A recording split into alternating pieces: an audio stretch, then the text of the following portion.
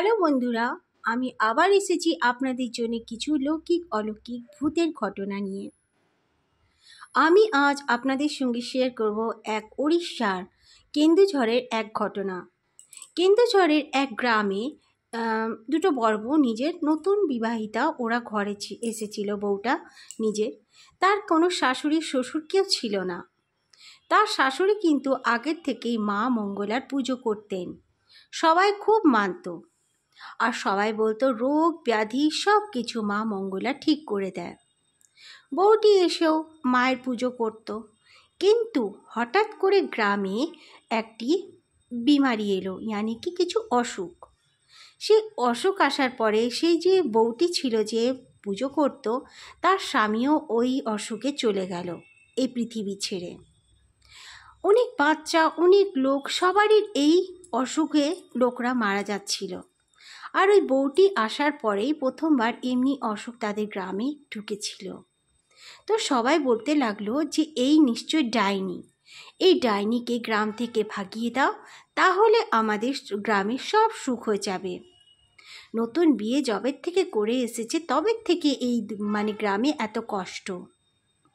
বউটি অনেক বলল যে না না, এই অসুখটা এমনি এসেছে, এটা মৌসুমের জন্য এসেছে, এটা প্রাকৃতিকের কিছু একটা আপদা এসেছে, আমি ডাইনি নই, আমি তো একটা মেয়ে মানুষ।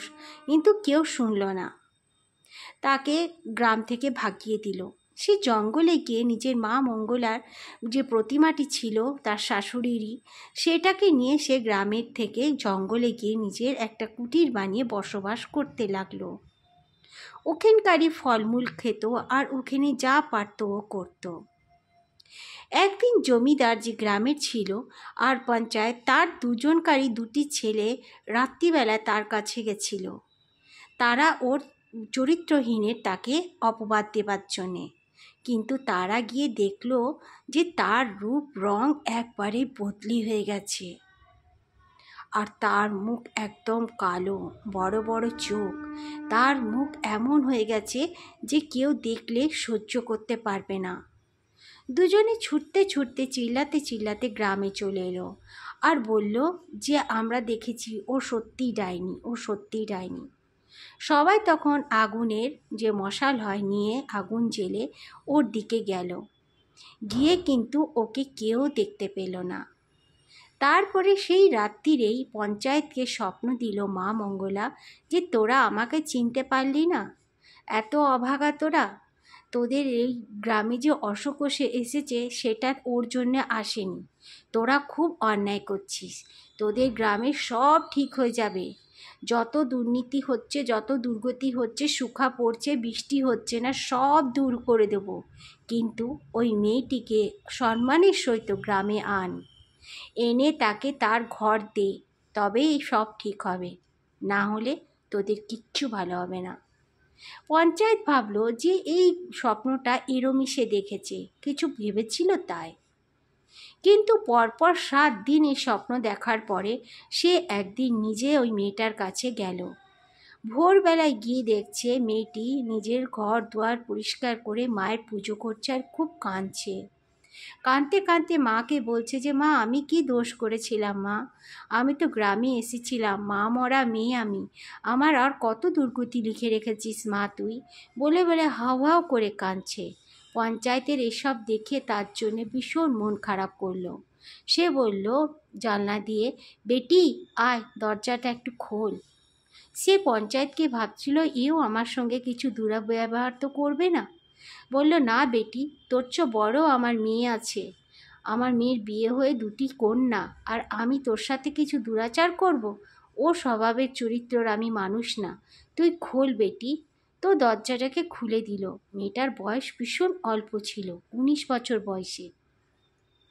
সে মেয়েটিকে মাথায় হাত দিয়ে বলল চো, মাকে নে আর গ্রামে চো। আর তখনও মাকে নিয়ে গ্রামে নিজের রাস্তায় চলতে লাগলো পঞ্চায়েতের সঙ্গে। পঞ্চায়েত আগে আগে মায়ের নাম নিতে নিতে যাচ্ছিল, জয় মা মঙ্গলা, জয় মা মঙ্গলা, আর মেয়েটি পেছনে উলুধ্বনি দিতে দিতে মাকে নিয়ে গ্রামে ঢুকলো। গ্রামে প্রবেশ করার পরে কিছু কিছু বিরোধীরা বিরোধ করতে চাইল, কিন্তু পঞ্চায়েত আর জমিদারকেও বলে দেবার ফলে জমিদার আর পঞ্চায়েত দুজনেই বলল, না, একে এর ঘর আপোস করা যাক। ওই মেয়েটিকে ঘর আপোস করে দেওয়া হলো, আর ওকে সবাই মঙ্গলা মা, মঙ্গলা মা, মা মঙ্গলা বলে বলে ডাকতে লাগলো। আর সত্যি কথা, এখনও তার গুণগান ওখানে হয়। যে ওর মন্দিরে যায়, ছোট্ট একটি কুটিরের মতন তার ঘরটাই এক মন্দির হয়ে গেছে। যে ওর মন্দিরে যায় সে নিজের মনোকামনা নিশ্চয়ই পূরণ করতে পারে। তাকে ডাকলে যে যা চায় সে তা পায়। গ্রামটিও ধীরে ধীরে ভীষণ সুখী আর বড় গ্রাম হয়ে গেল।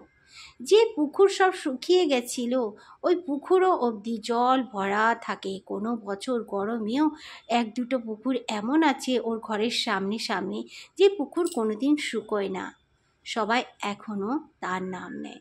তাহলে বন্ধুরা, এই লৌকিক অলৌকিক যে গল্পটি আমি শোনালাম, আপনাদের কিরম লাগলো আমাকে নিশ্চয়ই জানাবেন। Thank you. আবার নতুন গল্প নিয়ে নিশ্চয়ই আসবো। টাটা।